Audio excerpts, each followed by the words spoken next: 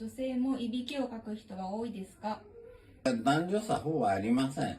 女性がいびきかく人が多いとか男性が多いとかあまり、差がないように思われます。